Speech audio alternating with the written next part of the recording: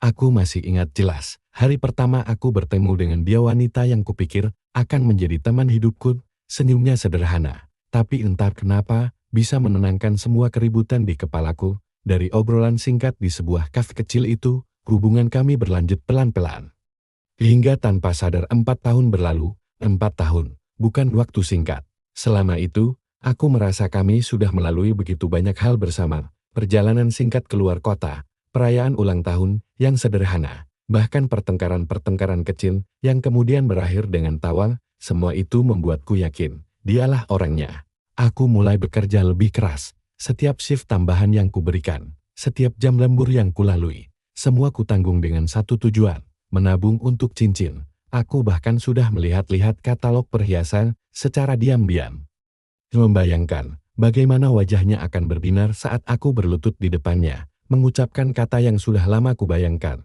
Will you marry me? Aku tidak pernah ragu. Selama ini, dia selalu membuatku percaya bahwa aku cukup, bahwa semua yang kulakukan untuknya tidak sia-sia.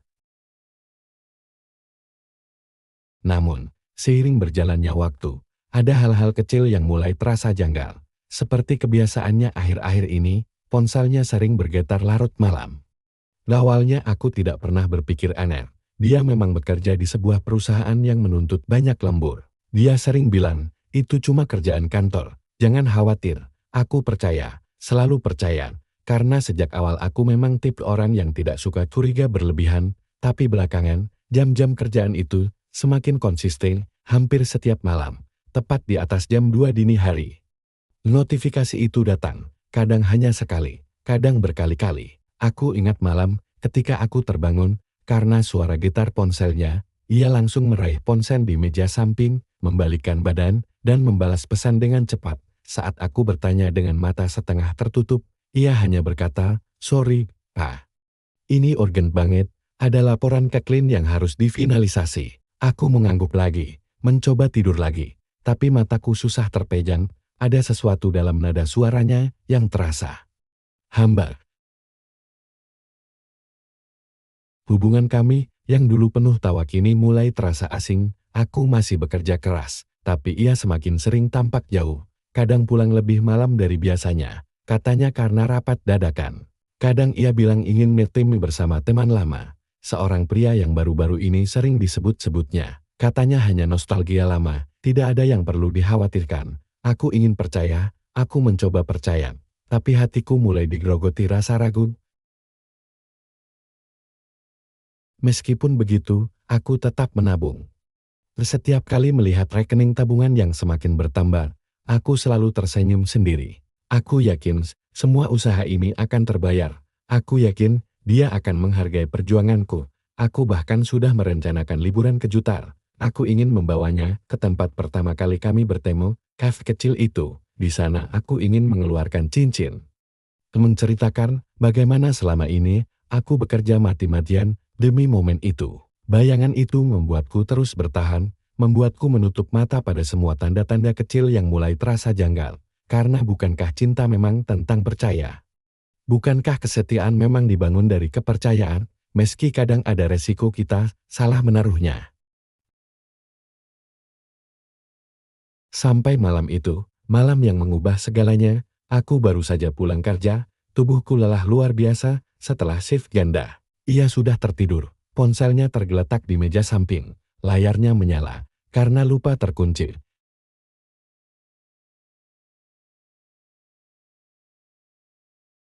Dan di sanalah aku melihatnya, satu notifikasi dengan nama yang langsung membuat dadaku terhenti, seseorang yang kukenal, seseorang yang tak pernah kuduga akan muncul dalam kisah ini. Aku menatap layar itu lama sekali, tanganku bergetar, naluriku berkata jangan dibuka, jangan cari masalah.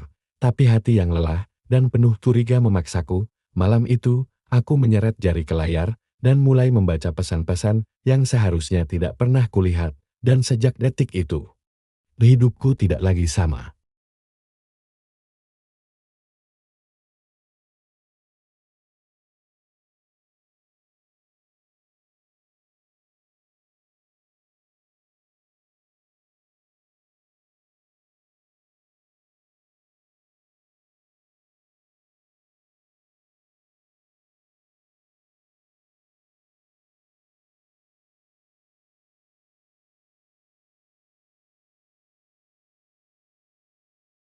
Malam itu, layar ponselnya menyala di meja samping tempat tidur seperti kunang-kunang yang tersesat. Getarnya pendek, 2 kali. Lalu hening, aku masih setengah tertidur. Tapi mataku menangkap nama kontak yang muncul di notifikasi sebelum layar meredup kembali. R.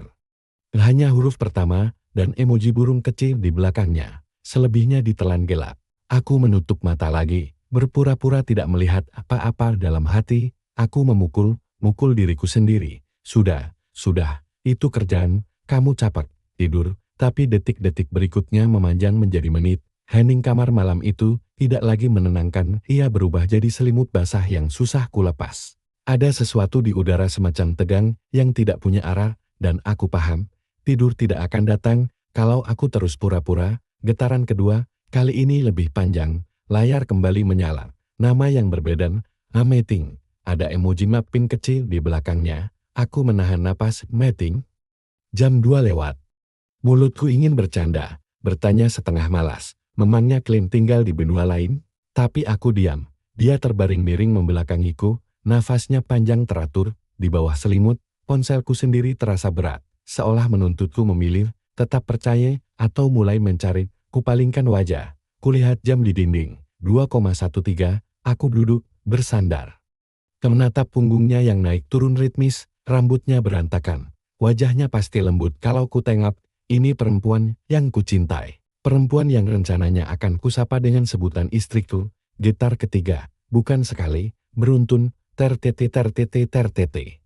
Sebelum logikaku sempat memberi kuliah tentang privasi, tanganku bergerak terlebih dulu, meraih ponselnya, menutup notifikasi supaya tidak terus menyala, memindahkannya ke telapak tanganku. Aku menunggu, tidak ada reaksi dari tubuhnya, nafasnya masih teratur. Selimut bergeser sedikit saat ia refleks menarik kakinya, lalu diam, ponselnya terkunci.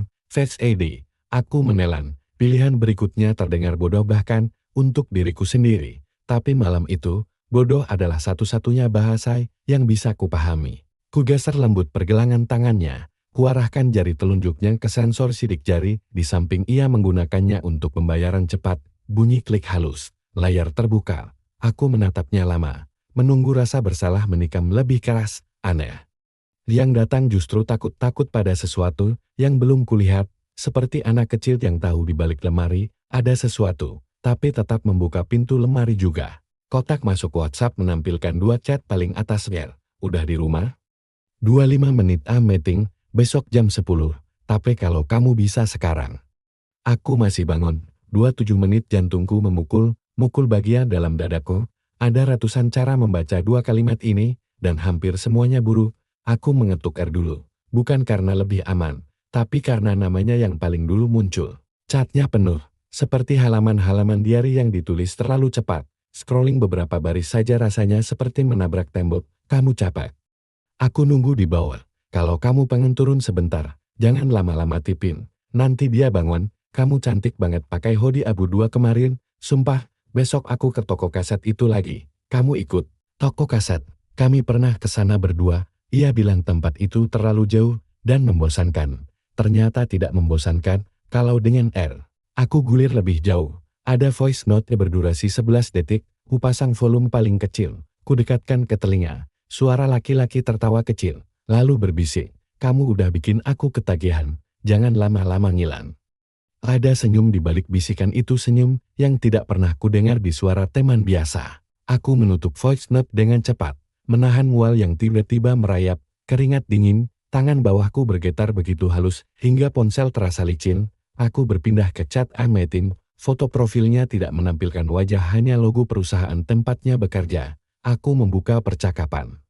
Yang kutemukan bukan obrolan kantor, kamu pulang bareng aku aja, aku turun parkir jam 11. Pakai baju putih itu, ya kita nggak lama, cuma ngopi bentar. Aku kangen, dia lembur lagi. Dia itu aku, kata itu menempel di tulang-tulangku. Aku gulir lebih jauh, ada foto cermin Lowlight yang kuharap tidak pernah kulihat. Ia memfoto dirinya sendiri di kamar mandi hotel yang tidak kukenal. Pesannya di bawah foto itu, cuma 15 menit, yang besok pagi aku ada meeting beneran. Lalu balasan meeting, aku booking kamar 1208. Ke kartu ada di resepsionis. Aku menahan napas. Kamar hotel, kartu resepsionis. Tidak ada metafora yang bisa menipu di sini. Semuanya telanjang. Tanganku spontan mencari info kontak. Nomor meeting ku salin ke kepala. Aku merasa nomor ini familiar, pernah ku telepon. Pernah ku dengar. Otakku yang pusing mencari-cari kait. Seperti memunguti kelereng di lantai gelap. Lalu klik kecil. Beberapa bulan lalu, aku pernah membantu mengantar makanan ke kantornya saat ia sakit. Ia menyebut nama Pak Aditya atasannya. Ia bahkan meminjam ponselku sebentar untuk menghubungi seseorang, nomor yang sama. Aku tidak yakin, otakku seperti menolak menghubungkan titik-titik itu. Jangan dulu. Aku kembali ke chat R, salah satu pesan terbaru. Besok sore lewat tangga darurat. Aku tunggu di lantai 2. Jangan pakai lift. Tangga darurat. Artinya mereka sering bertemu di gedung yang sama. R bekerja di mana? Teman lama, katanya. Aku lihat info kontak, nama Rehan. Tentu, Rehan, teman lamanya dari SMA yang akhir-akhir ini sering muncul dalam cerita. Ketemu reuni, lalu nongkrong lagi, lalu ya ampun, ketawa-ketawa doang kok. Kamu cemburuan banget Rehan, nama itu jatuh di kepalaku seperti batu. Pagi berikutnya, aku mengajaknya sarapan di warung langganan. Aku ingin melihat apakah rasa bersalah menetes dari sudut matanya. Kami makan soto, ia bercanda soal penjual yang pelit daging. Aku tertawa juga. Aku pendusta yang baik. Di tengah obrolan, ponselnya bergetar di atas meja. Nama Mbak Kuci HR muncul sebentar, lalu hilang. Ia melirikku, panik sekilas seperti kucing yang ketahuan menginjak meja, lalu tersenyum lagi. Jangan heran, katanya, HR lagi ngejar data lembur.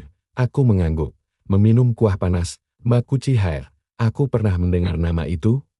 Tidak, tapi aku tahu betul, menyimpan kontak dengan nama yang aman adalah trik lama. Aku mengingat nomor meeting yang semalam ku tatap lama-lama. Aku tidak punya kemampuan mengingat nomor seketika, tapi potongan 4 digit terakhirnya menari di kepalaku. 7092 di malam sebelumnya. Aku sempat melihat 4 digit itu di info kontak selesai sarapan saat ia ke kasir. Ponselnya kembali bergetar. Aku menatap sekilas, Guci HR lagi. Dan di bawah namanya, 4 digit terakhir nomor 7092. Dunia berhenti sepersekian detik. Jadi begitu caramu menyamarkan atasanmu, ya? Aku menunduk, menelan ludah yang terasa seperti batu. Aku tak bisa merasakan lidahku, aku tidak merasakan jemariku. Tapi ada bagian otakku yang masih dingin, berdiri tegak di tengah badai. Tenang, ini, bukti, simpan baik-baik.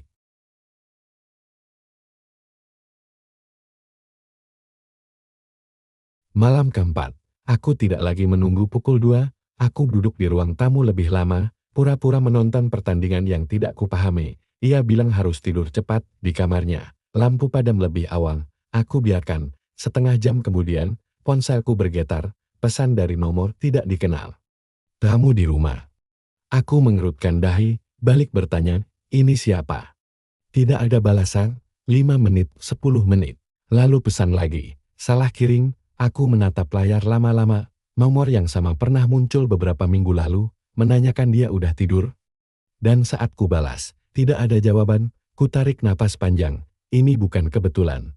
Ada permainan kecil yang mereka lakukan, yang tanpa sengaja menyentuhku. Aku ingin marah sekarang. Aku ingin berjalan ke kamarnya, menyalakan lampu, melempar ponsel, menuntut ia memilih. Tapi aku diam. Aku tidak tahu kenapa, mungkin karena aku masih ingin ia memilih diriku tanpa dituntut. Konyol. Malam kelima, suara hujan datang dari luar jendela. Menutup bunyi-bunyi kecil rumah, ia tertidur lebih cepat dari biasanya. Aku kembali ke notes. Ada catatan baru berjudul kopi hitam pahit dengan satu kalimat di dalamnya. Dia suka yang pahit, aku belajar suka, aku memejam sebentar, siapa dia yang suka pahit? Aku tidak minum kopi pahit, aku selalu campur gula. Ia tahu itu, kalimat itu bukan untukku. Aku pindah ke chat R. Ada foto gelas kertas dengan tulisan spidol, Caption. Aku nunggu di bawah, jangan lama-lama. Ku pindah ke meeting. Ada satu pesan belum terbaca, besok malam jangan pulang. Aku pindahkan jadwal rapat. Aku menatap tanggal di ponselnya, besok malam, Sabtu, malam yang seharusnya aku gunakan untuk menunjukkan cincin di saku jas. Malam yang sudah ku booking meja di cafe kecil tempat kami pertama kali bertemu. Aku sudah memesan tiramisu kecil dengan tulisan di atasnya. Aku sudah meminta barista memutar lagu kami. Aku menoleh ke jendela. Hujan menampar kaca seperti seseorang yang minta masuk. Di balik suaranya, ada semacam tawa kecil yang tidak benar-benar ada. Malam ini aku merasakan kebodohanku penuh membuncah, meluber, tenggelam. Aku mematikan ponsel. Memeluk diriku sendiri, menunggu hujan reda. Ia tidak reda. Sampai pagi. Besoknya aku pergi kerja lebih pagi. Di terminal bus, aku duduk sendirian memandangi orang-orang yang berangkat dalam hidup mereka tanpa tahu hidup orang lain sedang retak. Di kepalaku, ada rencana yang sederhana dan kejam. Aku akan datang ke kantornya malam ini, tanpa mengabari. Aku akan menunggu di parkir B2. Tempat yang tertulis di catatan. Aku akan melihat sendiri siapa yang menunggu. Setelah itu, aku tidak tahu. Mungkin aku akan melemparkan cincin yang belum sempat kubeli. Mungkin aku akan diam saja. Mungkin aku akan tertawa, atau menangis, atau keduanya. Setengah hari berjalan, ponselku bergetar, pesan dari dia. Maaf ya kalau aku sibuk akhir-akhir ini. Kita dinner besok, aku yang traktir. Aku menatap kalimat itu lama sekali. Aneh, kebohongan paling menyakitkan bukan yang paling kasar, tapi yang paling halus. Ia memberi janji manis di atas meja, yang sebentar lagi akan ia balik. Aku membalas. Besok aku pulang cepat iya, jangan, kerja kamu banyak. Aku nggak mau ganggu, aku pengen ketemu. Iya setelah 5 menit. Kita lihat ya. Kita lihat, dua kata yang diucapkan orang yang sudah melihat segalanya kecuali luka orang di depannya.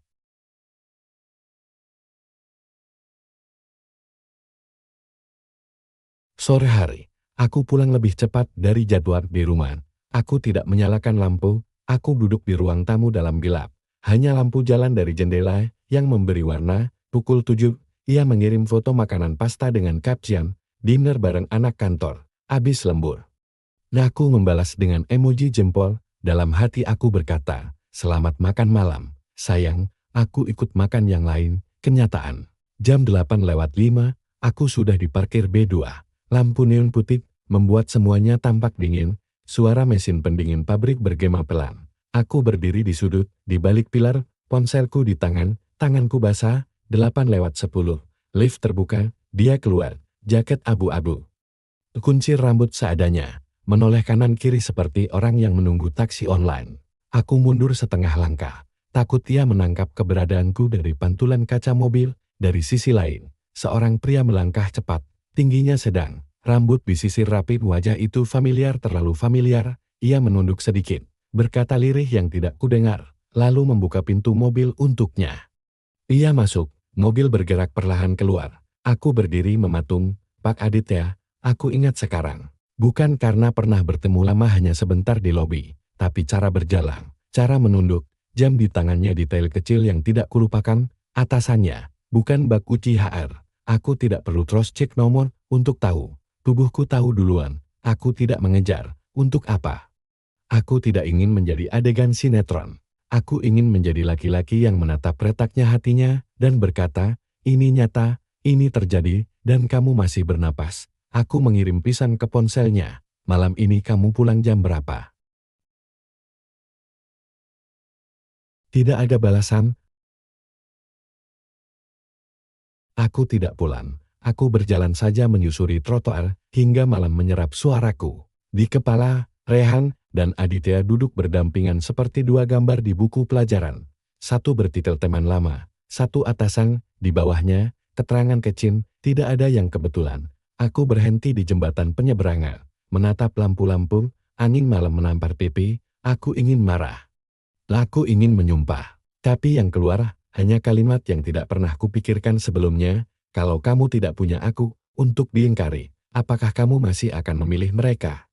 Pertanyaan bodoh, tidak ada jawaban. Pukul 11:15, ponselku bergetar. Aku nginep kantor, terlalu capek, jangan tunggu. Aku menatap layar lama-lama, lalu mengetik, oke, hati-hati, kukirim. Kemudian, tanpa sadar, aku tertawa kecil, tawa yang rasanya getir. Hati-hati, kataku, pada seseorang yang sedang menabrak rumah kami dari dalam.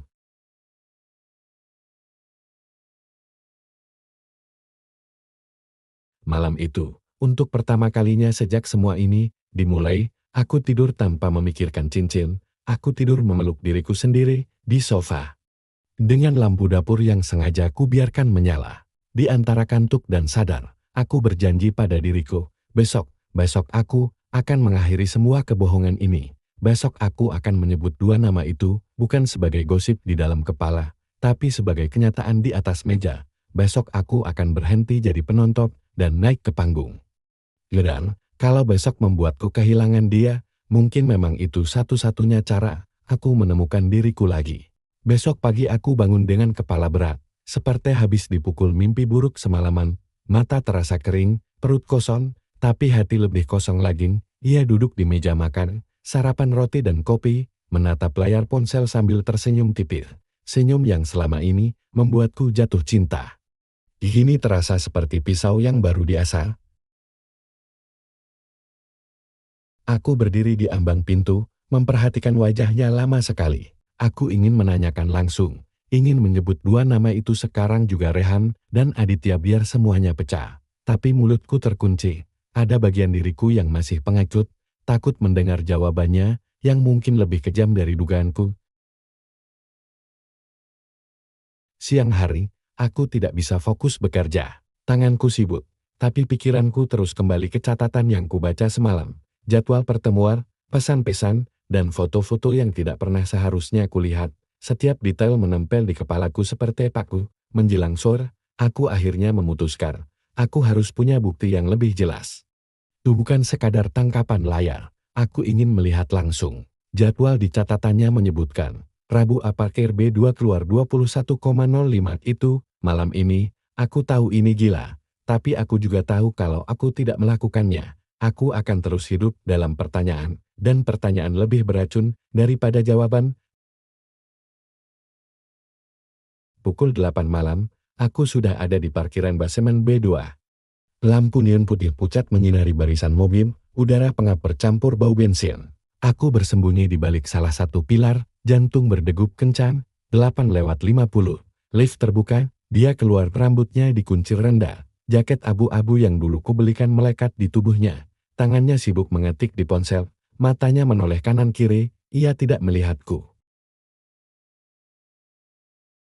Beberapa menit kemudian, seorang pria muncul dari arah berlawanan, tingginya sedan, berkemeja rapi, membawa tas kerja. Aku mengenalinya, Pak Aditya, atasannya. Aku merasakan dadaku hancur, dunia seperti mengecil. Suara mesin mobil bergema seperti raungan jauh. Mereka saling menyapa singkat. Tidak ada pelukan, tidak ada sentuhan berlebihan. Tapi cara mereka berjalan berdampingan ke mobil hitam itu sudah lebih dari cukup. Aku tidak perlu melihat mereka berciuman. Fakta bahwa ia memilih pergi bersama atasannya malam ini sudah memukulku lebih keras dari apapun. Aku ingin maju, ingin berteriak, ingin menarik tangannya, tapi kakiku berat. Seolah dipaku di lantai. Aku hanya bisa menonton mobil itu melaju keluar dari parkiran, meninggalkanku sendirian di tengah bau bensin dan kebisingan mesin.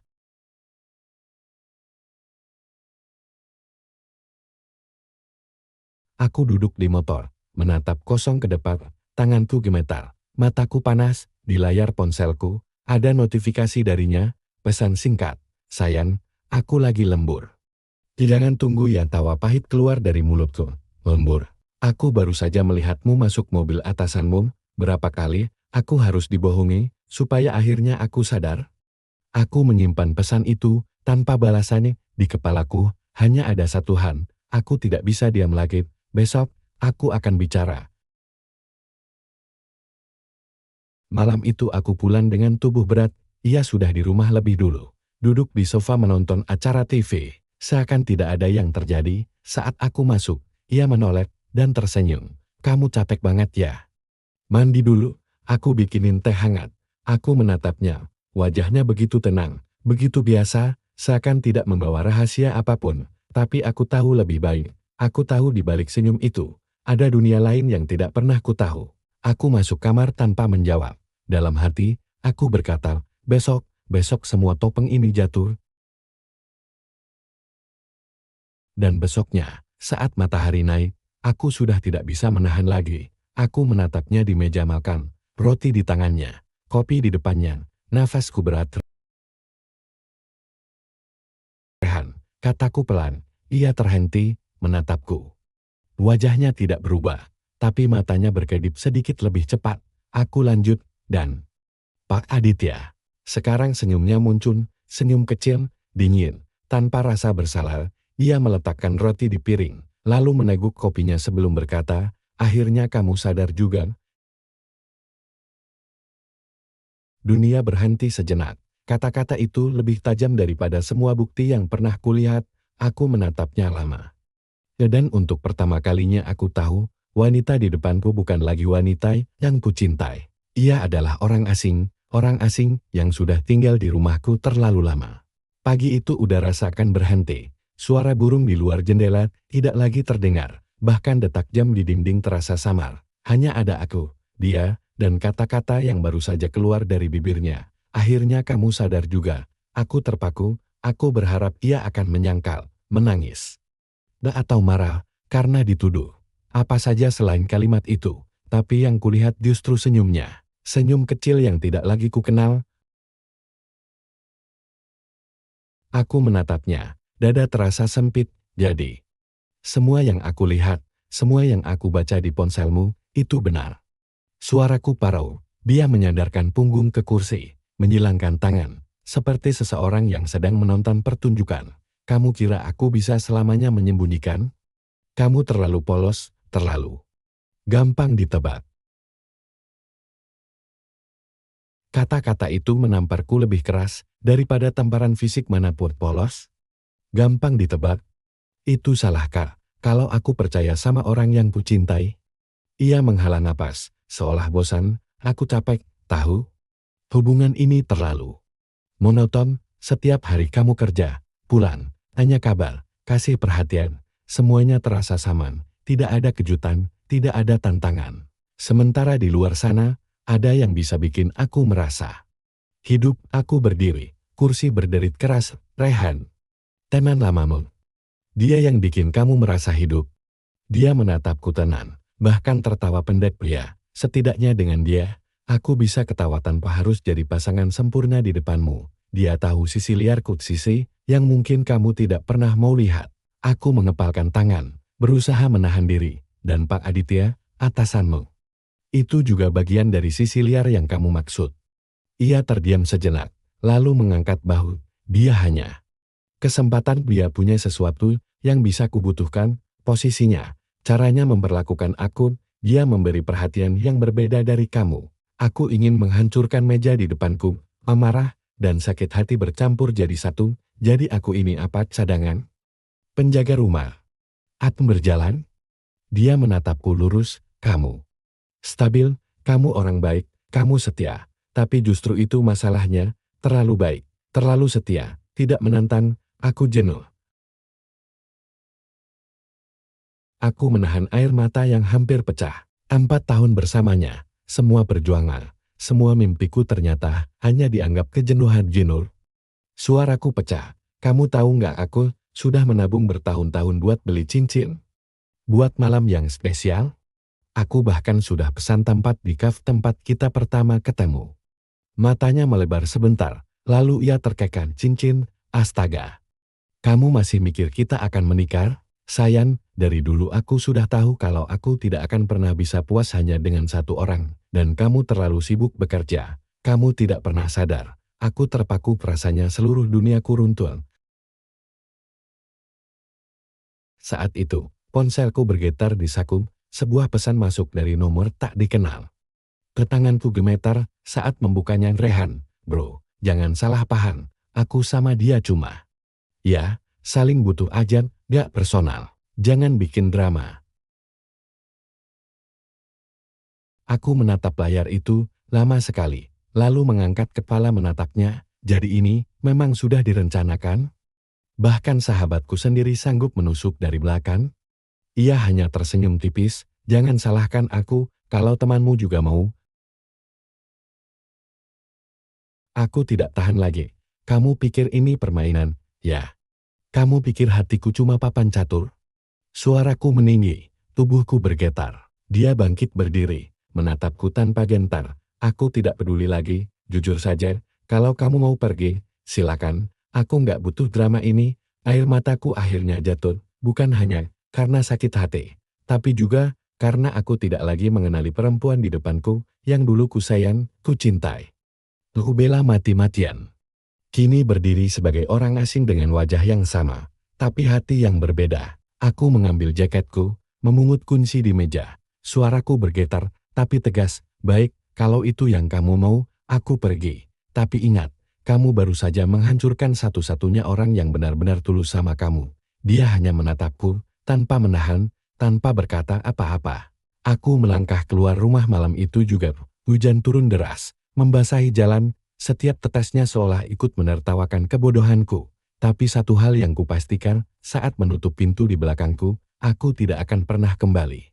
Malam itu hujan turun deras, jalanan basah berkilau tertimpa lampu jalan. Suara gemericiknya menelan semua keributan batin yang masih menggema di kepalaku. Aku berjalan pelan dengan langkah berat. Jaketku menempel di badan, setengah basah.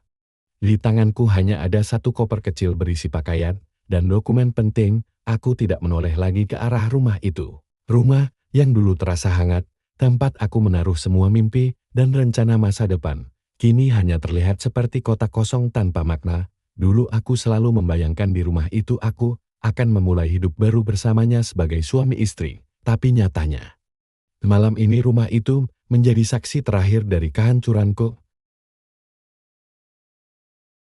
Sebelum akhirnya keluar, aku sempat berdiri lama di kamar tidur kami. Ruangan itu seakan berubah jadi museum kenangan. Setiap benda kecil memanggil ingatanku. Foto berdua yang kupasang di meja kerja, di mana ia menyindirkan kepala ke pundakku dengan senyum penuh cinta. Gelang kecil hadiah ulang tahunku, yang katanya ia pilihkan dengan doa. Buku catatanku sendiri, yang di sampulnya penuh coretan rencana, cicilan rumah, budget pesta, bahkan list cincin lamaran yang sudah kutandai merah.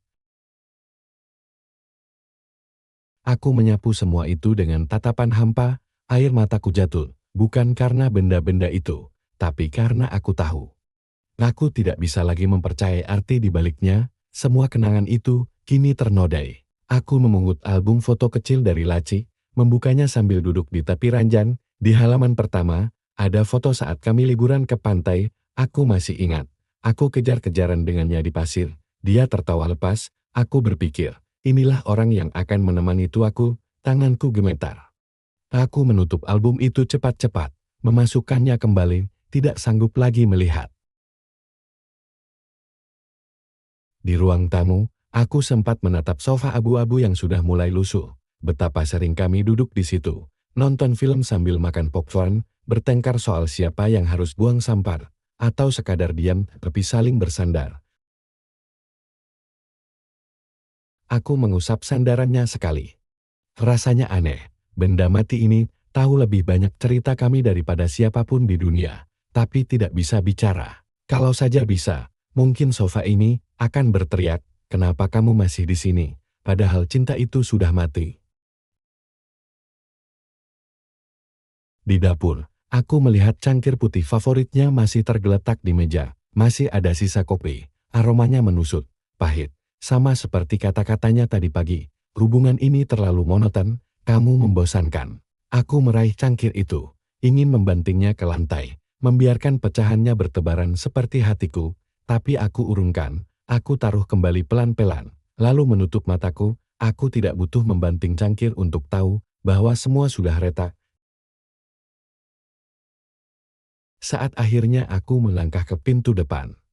Dia berdiri di ambang dapur, wajahnya datar, tidak ada air mata, tidak ada permohonan. Hanya sebuah tatapan kosong, seolah aku hanyalah tamu yang sebentar lagi akan pergi. "Kamu yakin?" tanyanya. Aku tertawa getir. Pertanyaan itu harusnya kamu tanyakan ke dirimu sendiri. Sejak pertama kali kamu memilih mereka, bukan aku. Dia diam, tidak mencoba menahan, tidak mencoba menjelaskan, dan itu jauh lebih menyakitkan, karena aku sadar, aku berjuang sendirian di hubungan ini.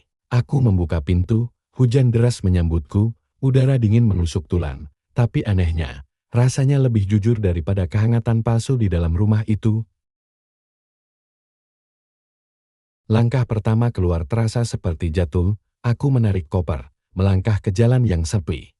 Suara pintu menutup di belakangku adalah suara perpisahan paling kejam yang pernah kudengar. Tidak ada kata selamat tinggal, tidak ada maaf, hanya bunyi kayu yang bertemu kusen. Mengakhiri satu bab dalam hidupku, aku berjalan tanpa tujuan. Hanya tahu satu hal, aku tidak akan kembali.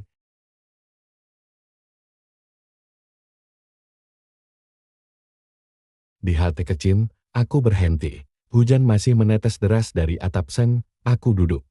Menatap kosong kejalanan yang berkilau basah. Orang-orang yang melintas dengan payung terlihat seperti bayangan asing. Tanganku meraih ponsel, ada puluhan chat masuk dari grup kerja, beberapa pesan dari keluargaku, tapi tidak ada satupun dari dia. Tidak ada satupun dari seseorang yang seharusnya khawatir aku pergi di tengah malam hujan. Aku tertawa kecil, tawa pahit yang bercampur tangis. Jadi begini rasanya ditinggalkan? Malam itu, aku menumpang di kosan teman lama. Ia menatapku kaget saat melihatku datang basah kuyup dengan koper kecil. Bro, lo kenapa? Aku hanya menggelam, nanti gue cerita, sekarang. Gue cuma butuh tidur. Dia tidak bertanya lagi, memberikan selimut dan segelas air hangat. Aku berbaring di kasur tipis itu, menatap langit-langit dengan pikiran kosong. Dan disitulah aku sadar, malam ini adalah malam terakhirku di rumah itu, malam terakhirku bersama kenangan yang selama ini kuanggap cinta sejati. Besok, hidupku akan mulai dari nol, dan meskipun aku hancur, aku tahu satu hal, aku masih bernapas, dan selama aku masih bernapas, aku punya kesempatan untuk bangkit lagi. Pagi setelah aku pergi dari rumah itu, aku bangun di kosan teman lamaku dengan kepala berat dan mata bengkak. Selimut tipis yang menutupi tubuhku tidak bisa menghangatkan luka yang menggerogoti hati. Rasanya kosong, hampa, seperti dunia berhenti berputar. Temanku, Ardi, menatapku penuh iba. Lo kelihatan hancur banget, bro, mau cerita sekarang?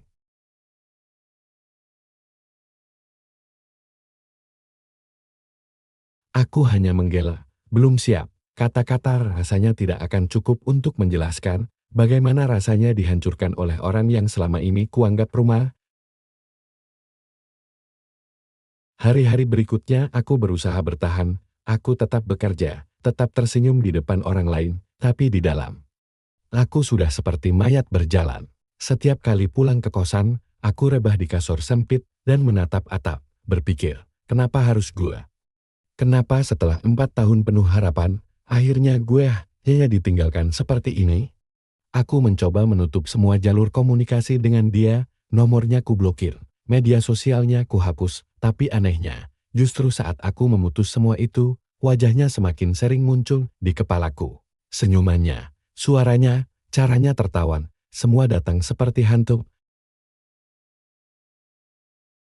Aku mulai masuk terapi, bukan karena aku lemah, tapi karena aku tahu, kalau aku tidak mencari pertolongan, aku bisa hancur lebih dalam. Terapis pertamaku menatapku dengan tenang. Kamu merasa apa sekarang?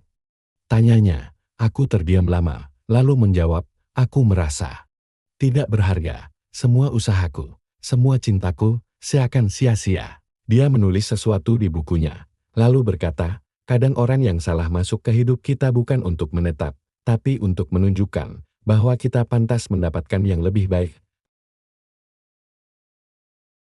Aku ingin percaya, tapi sulit, luka itu masih basah. Akhirnya, aku mengambil keputusan besar. Aku pindah kota. Aku butuh udara baru, tempat baru, wajah-wajah baru. Kota lama terlalu penuh dengan kenangan yang membunuhku pelan-pelan. Aku membereskan barang-barang, hanya membawa yang penting. Pakaian, beberapa buku, dan satu gitar tua yang selalu jadi tempatku menumpahkan emosi, sisanya ku tinggalkan. Aku tidak ingin terbebani oleh benda-benda yang mengingatkanku pada dia. Kota baru menyambutku dengan hiruk-pikuk yang berbeda, jalan-jalan ramai, orang-orang sibuk dengan urusannya sendiri, tidak ada yang mengenalku, tidak ada yang tahu kisahku, dan itu memberiku sedikit rasa lega. Aku menyewa kamar kecil di sebuah apartemen sederhana, dari jendela aku bisa melihat jalan besar dan cahaya lampu kota. Malam-malam pertama di sana tetap berat. Aku masih sering terbangun dengan mimpi buruk, mendengar suaranya memanggil, lalu sadar bahwa semua itu hanya ingatan, tapi setidaknya Di kota baru ini, aku tidak dikelilingi oleh tempat-tempat yang pernah kami kunjungi bersama. Tidak ada restoran favorit kami. Tidak ada bioskop tempat kami sering nonton. Tidak ada kafe kecil tempat aku ingin melamarnya. Semua hilang. Dan itu, meski pahit, memberiku ruang untuk bernapas. Perlahan, aku mulai membangun rutinitas baru. Pagi berangkat kerja, sore pulang dengan berjalan kaki melewati taman kecil. Kadang aku duduk di bangku taman, melihat anak-anak bermain. Pasangan berjalan bergandengan tangan. Dulu pemandangan itu akan menusukku, tapi kini aku hanya tersenyum kecil. Aku sadar, cinta itu nyata, hanya saja tidak semua orang bisa menjaganya. Aku juga mulai menulis semua rasa sakit, semua kemarahan, semua penyesalan. Kutuangkan dalam kata-kata, kadang dalam bentuk catatan harian, kadang dalam lirik lagu sederhana, di gitar tuaku, dan entah bagaimana. Menulis membuatku sedikit lebih ringan. Suatu malam, setelah sesi terapi, aku duduk di balkon apartemen dengan secangkir teh hangat. Udara dingin menyentuh wajahku. Tapi untuk pertama kalinya, dalam waktu lama, aku merasa damai. Aku sadar, luka ini memang tidak akan hilang dalam semalam. Tapi aku juga tahu, aku sedang melangkah maju. Sejauh apapun itu, aku bukan lagi orang yang sama seperti beberapa bulan lalu. Aku yang dulu rela hancur demi mempertahankan seseorang yang tidak layak. Kini, aku belajar mencintai diriku sendiri lebih dulu.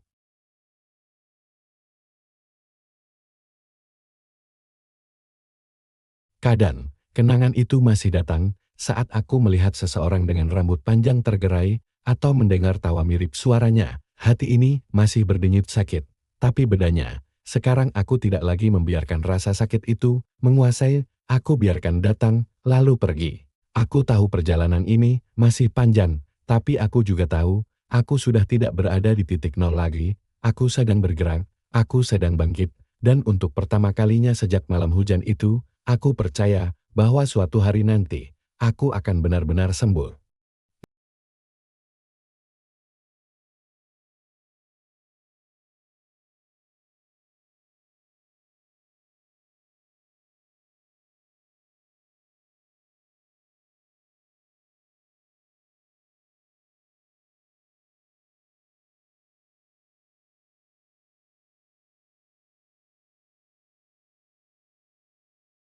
Sudah hampir 3 bulan sejak aku pindah ke kota baru. Hidupku belum sepenuhnya normal, tapi setidaknya aku mulai terbiasa berjalan tanpa beban kenangan di pundak. Aku masih ikut terapi seminggu sekali, masih menulis di buku harian, dan setiap pagi aku memulai hari dengan berjalan kaki ke kantor. Menikmati udara yang lebih bersih daripada kepalaku beberapa bulan lalu. Luka itu memang masih ada, tapi tidak lagi menguasai. Aku sudah bisa tersenyum kecil ketika bercermin, berkata pada diri sendiri, aku baik-baik saja, aku akan lebih baik lagi. Sampai malam itu, ponselku berdering dari nomor asing, aku hampir tidak mengangkat, tapi entah kenapa, jariku menekan tombol hijau. Suara di seberang membuat tubuhku langsung kaku. Sayang. Aku diam. Sayang, ini aku. Jangan tutup dulu, tolong. Itu suaranya. Suara yang dulu bisa membuatku merasa pulang. Kini hanya membuat dadaku berdenyut sakit. Aku ingin menutup panggilan itu. Tapi suaranya terus memohon, ada isakan, tangis, dan aku tahu kali ini bukan akting. Aku salah, katanya dengan suara pecah. Aku hancur, aku. Aku kehilangan segalanya.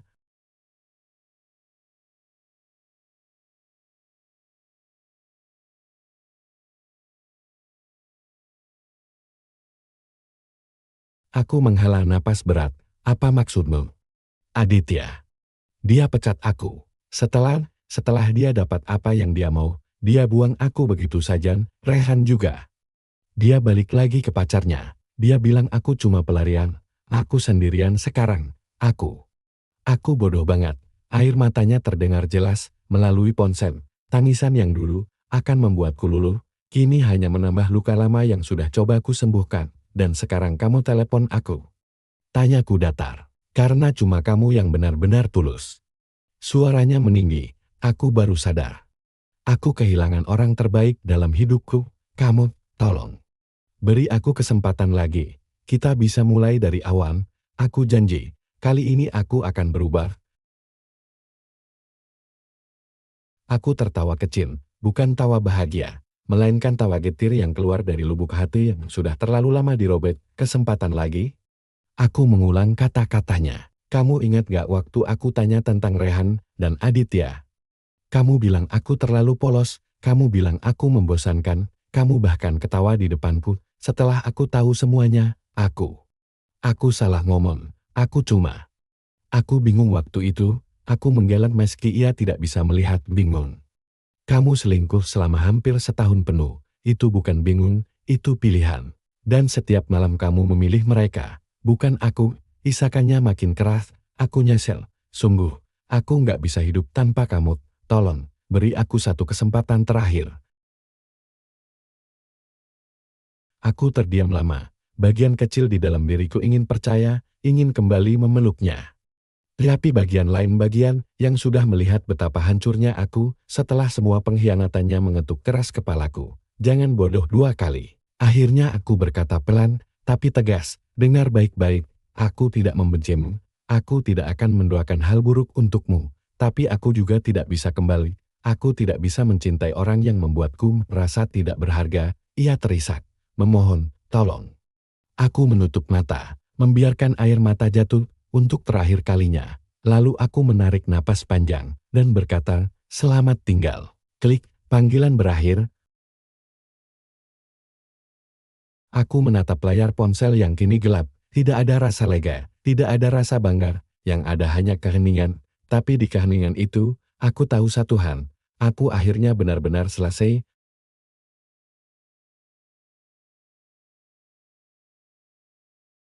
Aku berjalan ke balkon, menatap lampu kota yang berkelip. Angin malam menyentuh wajahku, dingin tapi jujur. Aku tersenyum kecil, meski masih ada sisa air mata di pipi. Aku mungkin kehilangan dia, tapi aku menemukan diriku lagi, dan itu lebih berharga daripada apapun.